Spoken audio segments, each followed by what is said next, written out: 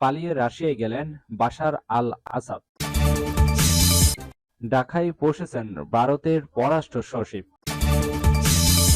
প্রধান উপদেষ্টার সঙ্গে ইউ এর রাষ্ট্রদূতের বৈঠক দুপুরে।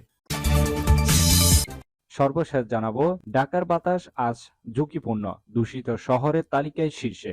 এতক্ষণ শুনছিলেন শিরোনাম, এবার বিস্তারিত। নিয়মিত সংবাদ পেতে চ্যানেলটি সাবস্ক্রাইব করে রাখুন, পাশাপাশি প্রতিনিয়ত ফেসবুকে পেতে অবশ্যই পেজটি ফলো দিয়ে রাখবেন।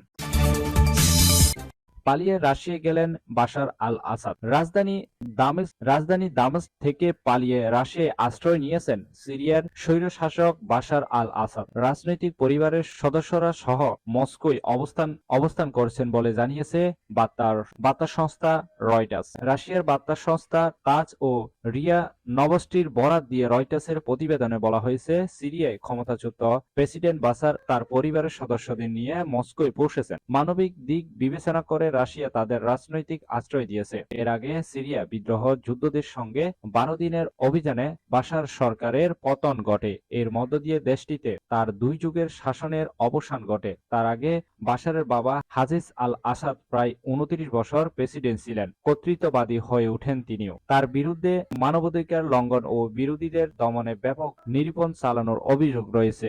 এর জের ধরে 2011 সালে আরব বসন্তের সময় বাশার বিরোধী বিক্ষোভ শুরু হয়। ধীরে ধীরে তা রক্তক্ষয়ী গৃহযুদ্ধের রূপ নেয়। তবে ঘনিষ্ঠ মিত্র রাশিয়া ও ইরানের সমর্থন দিয়ে টিকে ছিলেন বাশার।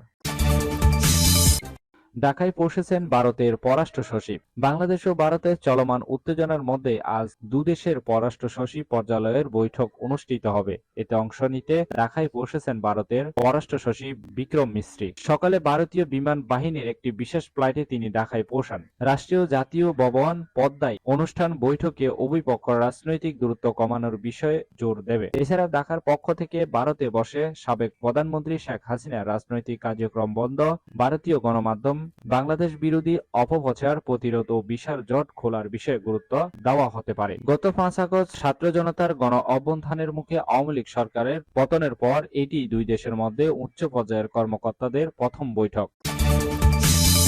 প্রধান উপদেষ্টার সঙ্গে ইউ এর 27 রাষ্ট্রদূতের বৈঠক দুপুরে। অন্তর্বর্তী সরকারের প্রধান উপদেষ্টা অধ্যাপক ডাক্তার মোহাম্মদ ইউনূস আজ ইউরোপিয়ান ইউনিয়নের 27 দেশের রাষ্ট্রদূতের সঙ্গে বৈঠকে বসবেন। পররাষ্ট্র মন্ত্রণালয়ের মুখপাত্র রফিকুল ইসলাম এক ব্রিফিংয়ে বলেন, 9 ডিসেম্বর ইউরোপিয়ান ইউনিয়নের 27 দেশ ছাড়াও আরও একটি দেশের রাষ্ট্রদূতের সঙ্গে প্রধান উপদেষ্টা ডাক্তার মোহাম্মদ ইউনূসের বৈঠক অনুষ্ঠিত হবে। বৈঠকে বাণিজ্য সেবায় বিষয়টি গুরুত্ব পাবে। এছাড়া জলবায়ু পরিবর্তন, সেলেস মোকাবেলা ও রোহিঙ্গা ইস্যু প্রাধান্য পাবে। পাশাপাশি বাংলাদেশ ও যুক্তরাষ্ট্রের সম্পর্ক নিয়েও খোলামেলা আলোচনা হবে।